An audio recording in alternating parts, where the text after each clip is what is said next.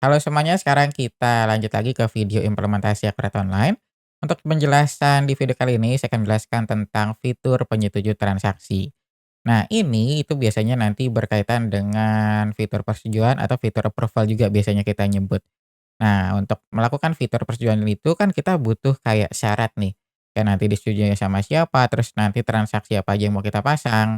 Nah, itu nanti gunanya di fitur penyetuju transaksi ini. Jadi untuk membuat syaratnya. Nah, sekarang kita langsung masuk aja untuk penjelasan fitur penyetuju transaksi. Kamu sudah investasikan uang untuk menggunakan software Akuret. Tapi, kenapa laporan keuanganmu masih salah? Kenapa banyak fitur yang terabaikan? Atau bahkan kamu masih menggunakan cara manual karena kamu nggak tahu cara memaksimalkan software Akuret ini? Masih banyak pengguna software Akuret hanya memanfaatkan sebagian kecil aja dari potensi yang dimiliki oleh software ini. Mereka tahu bahwa software Akuret bisa lebih dari mencatat transaksi harian aja. Tapi kebanyakan masih menggunakannya itu aja. Akhirnya, laporan yang tidak akurat, pembukuan yang berantakan, dan akhirnya keputusan bisnis yang kurang tepat.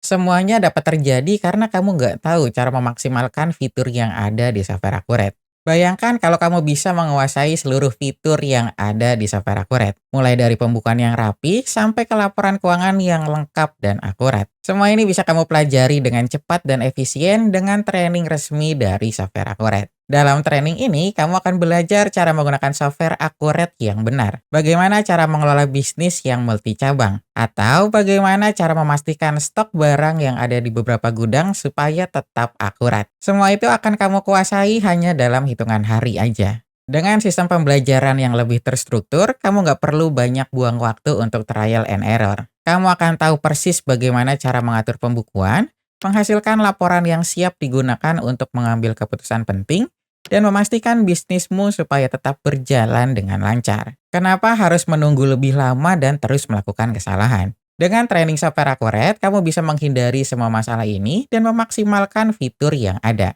Pembukuan yang rapi, waktu yang lebih efisien, dan keputusan bisnis yang lebih akurat. Jadi, udah nggak ada alasan lagi untuk menunda-nunda. Silakan kamu klik link yang ada di kolom deskripsi untuk daftar training software Akuret. Ikuti training software Akuret dan lihat bagaimana bisnis kamu lebih maju dengan pengelolaan keuangan yang benar dan efisien. Sudah saatnya optimalkan bisnismu sekarang. Jangan lupa klik link yang ada di kolom deskripsi untuk pendaftaran training software Akuret. Nah, sekarang saya udah ada di dalam database Akuret Online. Jadi untuk fitur penyetuju transaksi itu dia nanti adanya itu di sini, di modul pengaturan.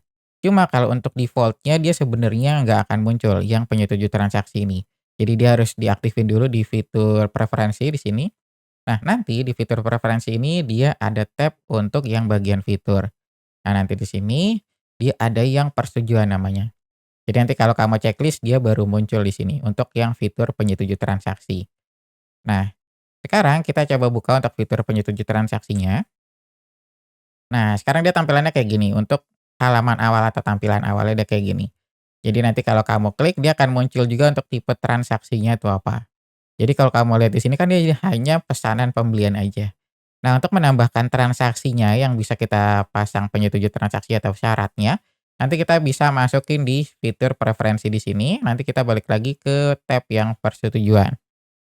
Nah, di sini nanti kamu bisa pilih transaksi apa aja yang ingin kamu pasang syaratnya.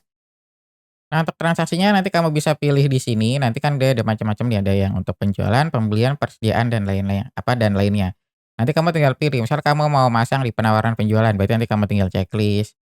Atau nanti kamu mau masang di pembelian juga mau nih, untuk yang penimbunan barang atau faktur pembelian, kamu bisa tambahin juga. Atau nanti kamu bisa juga di persediaan, nanti untuk permintaan barang dan lainnya. Nanti kamu tinggal tambah-tambahin aja di sini. Misal kayak gini, kita udah nambahin beberapa transaksi lagi, ini kita simpan. Nah, nanti di fitur penyetuju transaksinya dia akan bertambah. Ini saya close dulu sebentar. Nah, dia akan bertambah di sini. Jadi akan muncul semua transaksi yang tadi kamu checklist. Jadi nanti kamu tinggal pilih aja nih, oh ternyata saya mau masang syaratnya nih untuk pesanan pembelian aja. Ya berarti kamu tinggal pilih pesanan pembelian. Nah, nanti kamu juga bisa masukin untuk syarat nilainya. Jadi misalkan nanti kamu dari nominal 0 sampai 500.000 nggak perlu nih untuk syarat penyetujuan atau persetujuan. Nah, nanti misalkan 500.000 ke atas sampai 1 juta, nah itu nanti butuh persetujuan, contohnya kayak gitu, atau lebih dari 1 juta juga dia pakai persetujuan. Nah, itu nanti bisa kamu atur.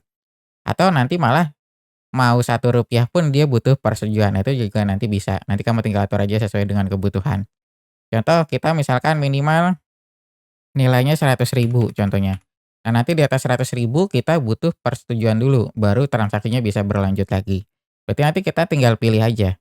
Nanti misalkan kamu ternyata dari nol dan terus dia butuh persetujuan, nanti kamu tinggal isi aja satu di sini.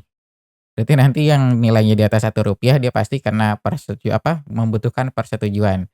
Kayak gitu, nanti kamu tinggal sesuaikan. Ini contohnya kita 100.000 aja di sini. Nah, nanti kamu juga bisa filter.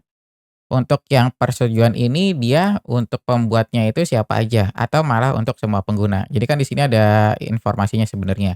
Kalau kamu kosongin ini berarti nanti semua pengguna yang buat pesanan pembelian itu nanti dia harus membuat persetujuan atau butuh persetujuan untuk melanjutkan transaksi tersebut.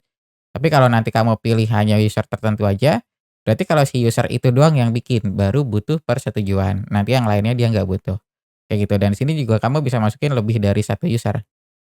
Nah, nanti dia bisa lebih dari satu user ini. Nah, ini contohnya saya mau kosongin aja biar untuk semua pengguna. Nah, terus nanti kita ada pilihan disetujui oleh siapa. Nah, biasanya nanti oleh PIC-nya. Contoh nanti dia penyetujunya ini namanya. Nanti kamu tinggal masukin aja, terus nanti syaratnya juga kamu bisa pilih. Syaratnya nanti kita ada dua nih. Ada tiga maaf. Ada salah satu pengguna setuju, terus disetujui minimal dua pengguna, atau semua pengguna harus setuju. Nanti kamu tinggal sesuaikan di sini. Contoh nanti kita ini aja, ada salah satu pengguna setuju. Nah, kayak gitu berarti ini kita tinggal simpan. Nah, ini kita berarti udah punya nih untuk syarat persetujuan di sini. Nah, sekarang coba kita input ya pakai user yang staff-nya. Ini kan tadi saya pakai yang staff ya. Jadi contohnya kita input. Nah, ini saya sekarang udah ada di dalam akun atau di dalam database yang punya staff-nya. Jadi ini saya kan tadi kita udah bikin untuk yang pesanan pembelian ya. Nah, sekarang kita contoh aja untuk pesanan pembelian. Nah, tadi kan kita minimal nilainya tuh 100.000. Ini contoh kita, nama pemasoknya siapa, A contohnya. Kita beli barang apa, barang A. Nah, contoh kita beli 10 pieces, nilainya berapa? 1 juta contohnya, berarti nilainya jadi 10 juta. Nah, kita tinggal lanjut. Nah, sekarang nanti kalau kita simpan, oh ini sebentar, nomor fakturnya belum diisi. Oh ini salah, ini bukan pesanan ya, ini faktur. Sebentar kita ulang. Kita kan tadi ke pesanan pembelian. Nah, kita ulang lagi, ininya 10. Harganya tadi kita contohnya 1 juta ya per pieces. Ini kita tinggal lanjut, nah ini kita simpan. Nah ini dia kan ada masuk untuk penyetuju. Nah contohnya gini aja, tolong setujui. Contohnya kayak gini. Ini kita tinggal klik ajukan. Oh alamatnya belum diisi. Sebentar kita lengkapi, kita ulang, kita ajukan. Nah ini berarti kita si user ini Triwo dia sedang mengajukan untuk transaksi ini nih untuk pesanan pembelian. Statusnya pun nanti diajukan, nanti dia masih draft dia di sininya, apa transaksinya. Nah dia masih diajukan. Nah nanti di user yang PIC-nya dia akan masuk. Jadi dia nanti coba kita refresh.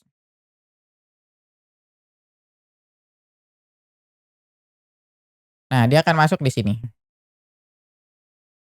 Nah dia akan ada notifikasi di sini yang muncul. Nanti kamu tinggal klik. Nah nanti kelihatan. Oh ternyata si Triwo nih dia mengajukan nih untuk pesanan pembelian ke pemasok A sebesar 10 juta. Nanti ada pesannya tolong disetujui. Kayak gitu. Nah coba kalau kita lihat di bagian pesanan pembeliannya. Nah dia udah ada, cuma dia statusnya draft.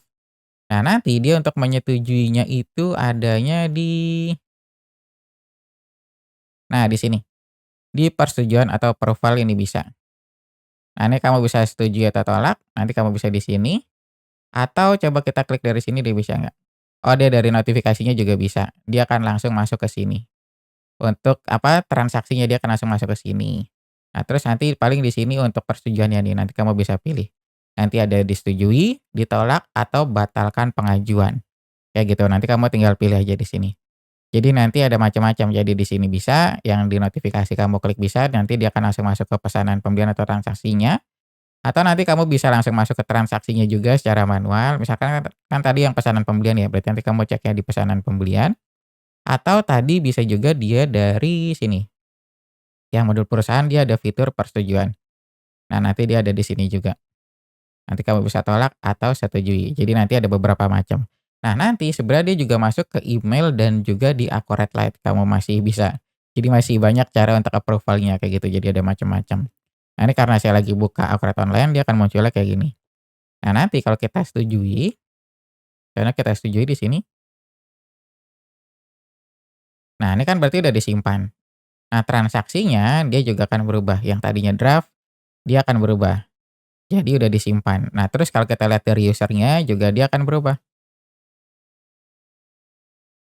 Contohnya kita lihat lagi ke pesanan pembeliannya, ini kita lihat, nah dia akan berubah statusnya, kayak gini. Jadi dia udah disimpan atau udah disetujui, jadi kelihatan. Nah, nanti dia juga ada log aktivitasnya juga. Oh, di sini. Nah, kayak gitu. Jadi nanti kita 1857 itu kita ajukan atas nama siapa, terus nanti ada pesannya siapa, terus nanti kelihatan disetujui apa, disetujuinya itu oleh siapa dan jam berapa. Nanti ke-record semuanya di sini. Nah, sekarang coba kita tes. Tadi kan kita nilainya itu minimal 100.000. Kalau kita di bawah gimana? Nah, coba kita beli lagi barang yang di bawah 100.000. Contoh kita harganya 50.000, kita beli satu. Ini kita lanjut. Nah, dia akan langsung berhasil disimpan tulisannya. Nah, kayak gini. Jadi walaupun ketika dia input transaksi itu ada tulisannya ajukan, cuma dia nanti akan langsung tersimpan. Coba kita lagi ya. Kita cek lagi, ini kita alamatnya. Nah, nanti pas kamu klik simpan, dia kan tetap pengajuan. Cuma ketika kamu klik ajukan, dia akan langsung tersimpan. Karena nominalnya di bawah 100.000. Nanti kalau di atas 100.000, dia baru membutuhkan persetujuan lagi untuk melanjutkan transaksi tersebut. Kayak gitu. Nah, mungkin ini aja penjelasan yang bisa saya berikan tentang fitur penyetuju transaksi di sini. Jadi nanti misalkan kamu ada penjelasan lebih lanjut atau nanti butuh pendampingan, saya juga menyediakan jasa untuk training akurat online. Jadi di training akurat online itu kamu bisa dibantu atau didampingi untuk setup database sampai ke pendalaman fitur akurat online. Nanti untuk pendaftarannya kamu bisa langsung klik aja link yang ada di kolom deskripsi. Nah, mungkin sampai sini aja penjelasan yang bisa saya berikan tentang fitur penyetuju transaksi. Jika kamu ada pertanyaan lainnya, kamu bisa langsung tulis aja di kolom komentar. Terima kasih sudah menonton video ini sampai selesai. Sampai jumpa di video selanjutnya.